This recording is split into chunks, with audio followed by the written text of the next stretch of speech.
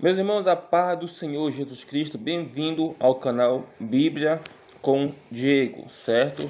Seja bem-vindo a este canal, que Deus possa abençoar a sua vida e de sua família. Mais um vídeo hoje, certo, amados? Estaremos falando sobre arminianismo. No vídeo anterior falei sobre o calvinismo, algumas noções básicas para quem nunca ouviu falar sobre este assunto, porque são assuntos extensos. E hoje eu irei falar sobre arminianismo, certo? Mas antes de eu falar sobre o assunto, é claro, aquele famoso recado: não esqueça de se inscrever no canal se não é inscrito, acionar o sino de notificação e comentar embaixo, e também deixar o seu like, certo?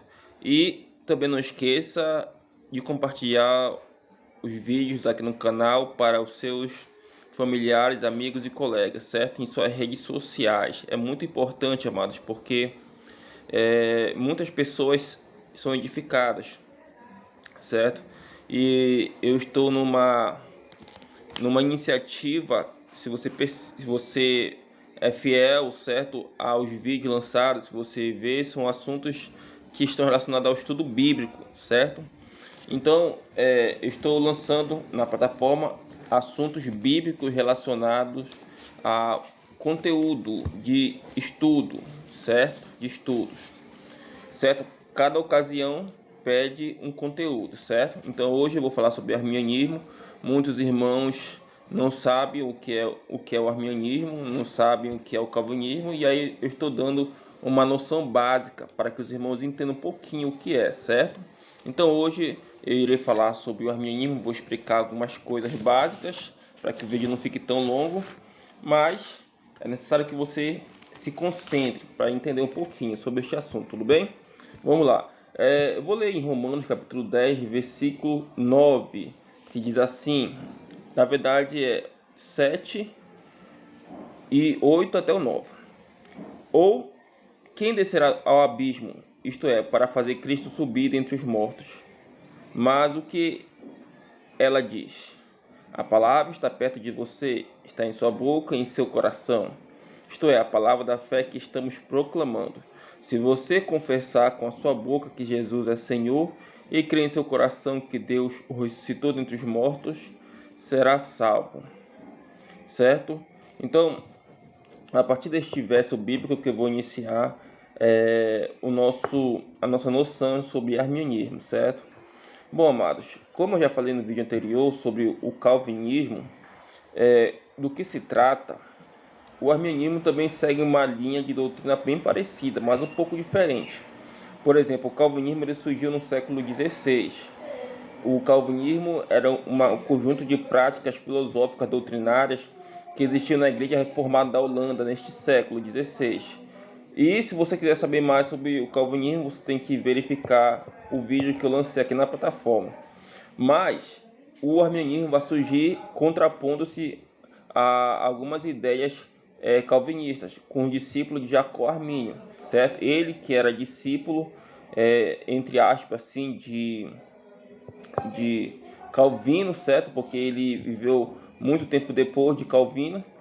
E agora ele vai olhar para as escrituras e vai ver, poxa, não é bem assim que funciona, certo? Algumas coisas eu concordo, outras discordo, mas são os seus discípulos que vão, na verdade, incrementar mais o contexto de Armínio em relação às críticas que ele tem a Calvino, algumas coisas ali calvinistas. Então, o que acontece é que o arminianismo, ele de fato, ele é uma doutrina teológica fundada por Jacó Armínio, certo? E nesse século XVI ele vai estar ali, mas ele não vai crescer. Não vai crescer, ele vai ficar ali estagnado, certo? O arminianismo, ele na verdade, ele só vai se desenvolver a partir do século XIX, com as grandes missões e navegações. Por quê? No século XVI, ou seja, no ano 1500 e pouco, muitos reformadores estavam na ativa. Mas no século XVII, no ano de 1600 e pouco, certo? Muitos dos reformadores haviam morrido, entre eles Lutero, Calvino e assim por diante.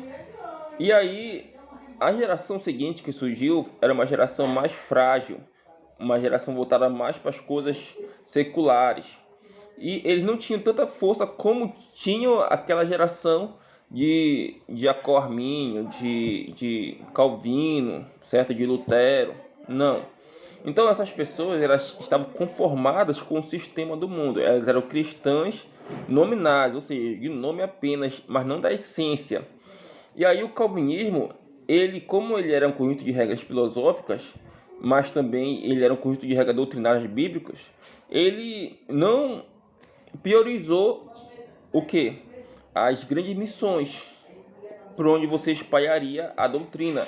Ele se concentrou apenas ali na Europa e um pouquinho mais tarde nos Estados Unidos, nas 13 colônias. Porém, não teve aquela expansão que teria o arminianismo no século XIX, principalmente no século XIX. No começo do século ali 18, foram surgindo movimentos, como na Inglaterra, com John Wesley, movimento de santidade, certo?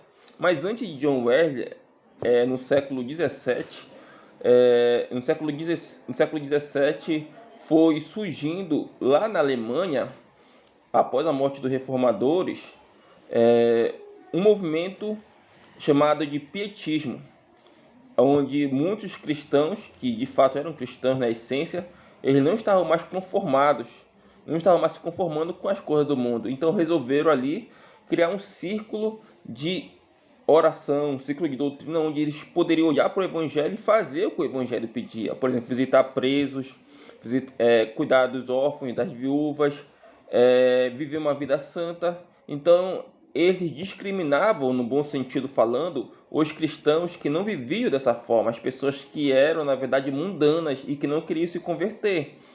Logo depois desse movimento pietista alemão, migrou para a Inglaterra essa essência pietista. E surgiu quem? John Wesley, que pertencia à Igreja Anglicana, assim como Charles Spurgeon no século XIX veio a pertencer, certo? Ele havia nascido nessa igreja. Então, John Wesley, ele teve um encontro com o Senhor Jesus Cristo em duas etapas. Uma dessas etapas, ele serviu como missionário aonde? Lá nas 13 colônias dos Estados Unidos da América do Norte, certo? Não deu certo o trabalho dele com os índios, com os indígenas ou com os nativos locais. Então, ele, na sua ida, certo? Ele se encontrou com os morávios, que já era uma igreja que já existia, que eram discípulos de John Hus, certo? A Morávia é uma região que estava situada onde? Na hoje República Tcheca. E havia uma tempestade muito grande e ele, John Wesley, tinha medo ou estava com receio de falecer, de morrer naquela tempestade. Semelhante ao que aconteceu com os discípulos lá no Mar da Galileia. Só que os moráveis, em vez de estarem agoniados, clamando por socorro, clamando por Deus, eles estavam fazendo o quê? Eles estavam cantando hinos. E John Wesley se surpreendeu com a fé dele. Ou seja, John Wesley, ele estava na igreja, mas não se sentia como uma pessoa salva, assim como um pecador. Então ele desconfiava de sua salvação. Logo depois disso, quando essa missão fracassa nos Estados Unidos, certo? Ele volta para onde? Ele volta para a Inglaterra e ele tem acesso a um documento de Lutero, principalmente ao comentário da Carta aos Romanos. Nisso, ele lê e entende que a fé, certo? O homem tem que crer, tem que ter fé para ser salvo. Não é por obras, e sim pela fé. E aí, juntando o seu encontro com os morávios, mais a carta o comentário que ele lê de Romanos de Martinho Lutero, ele se convence que ele tem que se arrepender de seus pecados, mesmo sendo uma pessoa que já havia nascido na igreja, já havia se estabelecido em uma congregação, era um missionário. Para você ver que mesmo sendo missionário, mesmo sendo um cristão, ele precisava se converter, porque ele não tinha essa ciência da salvação, ele não tinha essa convicção que era um homem salvo. Nisso, ele resolve criar um clube, e nesse clube que ele cria, ele é uma pessoa bastante organizada. e metódica, certo? E depois disso ele resolve se dissociar da igreja anglicana, até porque o clube que ele cria fica muito expansivo e os paróquios da igreja anglicana começam a perseguir o metodismo, assim que eles foram chamados de metodistas, certo? E daí você vê que o movimento de santidade criado por Wesley passou a se disseminar pela Europa do século XIX, 1800 e pouco, por aí. O movimento dos irmãos de Plymouth surge na Irlanda, aí vai para toda a Grã-Bretanha, mas incentivado pelas ideias de Wesley, ou seja, Wesley se incentivou pelas ideias dos pietistas alemães e os irmãos de Plymouth se incentivaram pelas ideias de quem? De John Wesley. E esse movimento de santidade, o movimento dos irmãos, migrou para os Estados Unidos. E daí os morávios, que tinham uma linha de raciocínio parecida com os irmãos, com John Wesley, passaram a fazer grandes missões pelo mundo. E você vê que o arminianismo, hoje em dia, é essa força motriz muito grande. Por quê? Porque devido às grandes missões. E o calvinismo não. O calvinismo ele sempre foi sempre teve um número limitado, certo, de adeptos. O calvinismo sempre se limitou a um espaço curto. Já o arminianismo não. O arminianismo foi mais expandido. E hoje em dia você vê que na América do Sul, na América do Norte e em muitos países, em suas regiões, o que mais prevalece é o arminianismo e não o calvinismo. Mas, assim como o calvinismo em inglês, né, forma-se a tulip, que são abreviaturas dos nomes, certo? Dos 5 pontos calvinistas, assim existe também os 5 pontos do arminianismo, que foi criado primeiro do que o calvinismo, que é chamado de facts, que é a sigla em inglês. Os 5 pontos arminianos, eles existem, certo? Mas são pouco declarados, poucos vistos. É mais conhecido os 5 pontos calvinistas. Os 5 pontos arminianos são: o primeiro, eleição condicional; o segundo, expiação limitada; o terceiro, depravação total; o quarto, graça irresistível; o quinto, possibilidade de apostasia. O único ponto aqui que concorda com o calvinismo é o penúltimo ponto, que seria o antepenúltimo ponto, que seria a depravação total, que está de acordo com o calvinismo, certo? Os demais pontos eles se contrapõem ao calvinismo. Aqui no Brasil, essa doutrina arminiana, ela chegou através do movimento dos irmãos. Um missionário muito conhecido foi Stuart McNair, certo? Ele até fez uma Bíblia, né? Chamada Bíblia Explicada. Eu até tenho essa Bíblia aqui em casa. É chamada Bíblia Explicada. McNair chegou ao Brasil e fez trabalhos intensos, principalmente em Minas Gerais, numa cidade chamada Carangola, em Minas Gerais. Fica na zona da Mata Mineira. Então, o Brasil ele ganhou um espaço muito grande com o conceito arminiano, correto? Mas vamos explicar um pouquinho mais sobre esses 5 pontos arminianos e vamos ver se ele está de acordo com a Bíblia Sagrada. Vou fazer o que eu fiz com os 5 pontos calvinistas. Bom, o primeiro ponto arminiano fala da eleição condicional. Ou seja, o homem é eleito por Deus, mas a condição é que ele ainda continue obediente à fé, à cruz. Jesus certamente ele falou uma vez aos seus discípulos o seguinte: é na vossa perseverança que ganhareis a vossa alma. O homem, amados irmãos, ele é salvo pela fé, mas somente falar de boca não resolve a situação dele, tem que crer de coração. O versículo que nós lemos em Romanos, no capítulo 10, versículos 7, 8, 9, ele fala que o homem tem que crer de coração e não apenas de boca. Para que possamos estar convictos da nossa salvação, nós temos que perseverar. E para perseverar, nós temos que aceitar o sacrifício de Jesus. Então, aceitando de coração e revelando de boca, nós certamente iremos perseverar. Mas se o homem apenas falar de boca e não de coração, ele vai desistir. Logo, será que o homem ele é salvo, certo?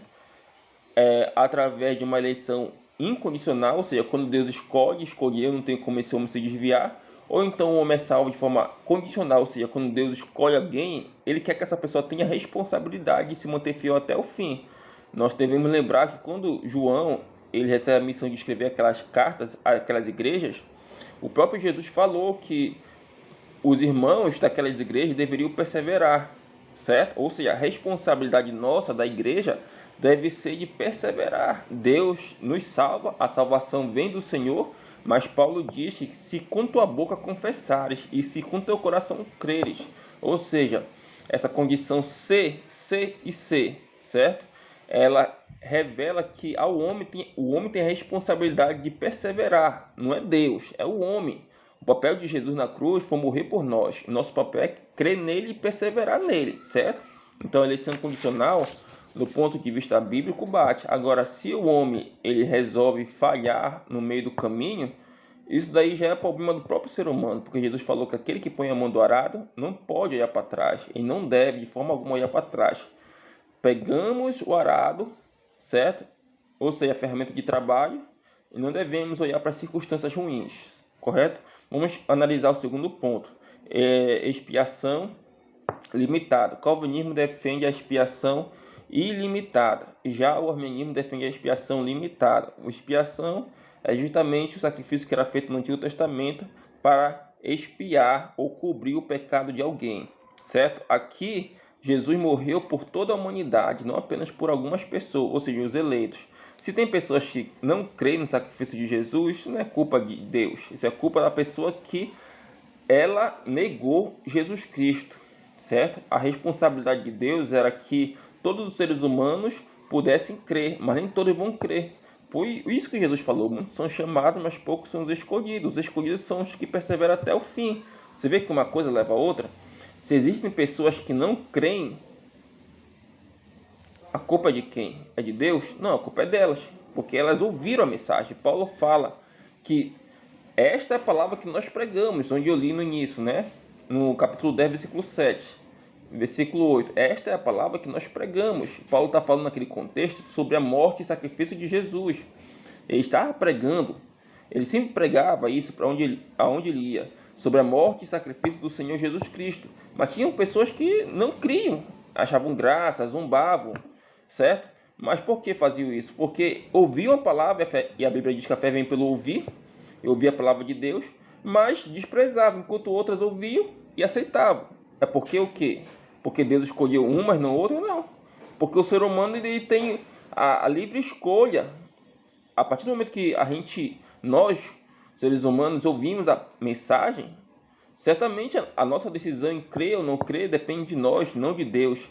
Se nós crermos, nós seremos justificados. Se nós não crermos, seremos condenados. A mensagem é essa. Logo, a expiação limitada é algo que cabe dentro da palavra de Deus. Não a ilimitada, na verdade, não a limitada, porque a limitada ela é de cunho calvinista e a ilimitada é de cunho arminiano. A depravação total. Esse ponto concorda com o ponto calvinista, em que todos os seres humanos, como diz Paulo, pecaram. Todos são destruídos da glória de Deus. O que acontece é que o ser humano, ele quando pecou no Jardim do Éden, todos nós, não éramos nascidos, mas em Adão nós estávamos. Quando Adão tomou a decisão de pecar contra Deus de livre e espontânea vontade, acontece que nós, né, até o dia de hoje temos a inclinação para o quê? Para o mal, por conta da decisão de Adão. Mas nós sabemos muito bem o que é certo e o que é errado. Adão, ele estava ciente do erro dele, certo? Ele sabia muito bem que deveria se arrepender ou não. Isso dependeria muito dele. E hoje nós sabemos que nós devemos nos arrepender de nossos pecados. Então o homem é depravado em qual sentido? No sentido de que ele está longe do seu Deus, está longe do seu Senhor. A questão toda é que o homem perdeu a comunhão com Deus, mas não a ciência. O homem é ciente do que é bom e do que é ruim. Para isso existem as leis de seus países, são as leis morais e a consciência. Todas as vezes que nós fazemos algo de ruim, a nossa consciência nos acusa, certo? E quando nós fazemos algo de bom, ela não nos acusa. A nossa consciência é um semáforo, certo? Então, o que acontece é que o homem ele está destituído da glória de Deus, destituído disso, por quê? Porque ele perdeu a sua comunhão. A comunhão é um acesso livre que Deus tem conosco. Mas quando o homem está longe do pecado, está longe de Deus, ele perde o acesso a Deus. É isso que significa, não que o homem é totalmente depravado, não. É que o homem está destituído da glória de Deus. Ou seja, o calvinismo e o arminianismo aqui, eles, no meu ponto de vista, pecam nesse sentido de que eles colocam a depravação total como se o homem fosse um ser demoníaco. Não, o homem ele tem algo bom dentro dele, mas esse algo bom não serve para salvá-lo, serve para que ele conviva em sociedade. Se o homem fosse um demônio, a sociedade seria um caos, você entende? Então, graça resistível. O arminianismo defende a graça resistível. O que seria a graça resistível? É que quando Deus chama alguém, de acordo com o calvinismo, essa pessoa tem que vir. Mas, na verdade, a Bíblia diz que Deus, claro, ele que comanda o mundo e não o sistema do mundo. Então, as coisas acontecem conforme Deus quer, de acordo com os projetos e planos de Deus. Mas o calvinismo diz que quando Deus convoca alguém, uma missão, a pessoa tem que ir. Olha, Saulo de Tarso foi convocado por Jesus para se converter e parar de perseguir a igreja, certo? Mas o que acontece? Ele creu, porque Saulo de Tarso, os cristãos da época viu pregando que Jesus morreu e ressuscitou, e ele não acreditava nisso, acreditava que Jesus era um charlatão. Mas quando Jesus aparece para ele ressurreto em sua frente, ele crê, porque Saulo de Tarso, ele era o quê? Fariseu. Os fariseus criam na ressurreição dos mortos. Ele se convence e se converte daquela situação criminosa, correto? Muito bem, então nós temos Jonas no Antigo Testamento. Deus falou para Jonas ele se dispor, ter ânimo e ir até a grande cidade, ou seja, a capital da Síria, chamada Nínive, e lá pregar para que eles se arrependam. Mas o que ocorreu? Jonas foi para Nínive de forma imediata? Não, Jonas correu da missão dada a ele. Mas por que Jonas fez isso? Porque Jonas ele resistiu ao chamado de Deus. Jonas já era uma pessoa salva, mas aqui está falando no contexto de chamado. Quando Deus chama, segundo o calvinismo, a pessoa tem que vir, e isso não é verdade. Nós temos a liberdade de escolher ou não de obedecer ao Senhor, certo? E a última parte fala sobre a possibilidade de apostasia, quando uma pessoa está na igreja e ela se desvia. Bom, quem é salvo, quem é cristão de verdade, tem a possibilidade de quê? De se afastar devido às perseguições, devido à fraqueza espiritual, devido à falta de comunhão diária com o Senhor. Uma pessoa que é honesta, ela pode se desviar. Porém, se ela se deixar levar por essas coisas, a possibilidade aumenta muito alto. Mas se ela não olhar para as circunstâncias, ela vai perseverar e não vai se apostatar. Então aqui depende muito do indivíduo. Se o indivíduo olhar para as circunstâncias ruins, ele vai se desviar. Mas se ele olhar para Jesus, ele não vai se desviar. Ou seja, isso aqui é condicional. A apostasia ela é condicional a cada pessoa. Então, existe o quê? Existe Deus coordenando as coisas, mas existe o ser humano tendo a responsabilidade de se manter fiel ao Senhor. Lembre, nós seres humanos somos culpados diante de Deus por conta da decisão de Adão. Mas nós não somos um demônio a tal ponto que nós não consigamos fazer coisas boas. Nós fomos feitos à imagem e semelhança de Deus, mas essa imagem, infelizmente, ela foi manchada devido ao pecado de Adão, certo? Mas o que nós devemos entender é que nós temos a responsabilidade de nos mantermos fiéis até o fim. E isso faz com que nós sejamos chamados por Deus para sermos mais do que vencedores, certo, amados? Espero que você tenha entendido um pouquinho sobre esse assunto. Que Deus possa abençoar a sua vida. Compartilhe esse vídeo, deixe seu like e que Deus abençoe mais uma vez a sua vida. Em nome de Jesus, obrigado, meus irmãos.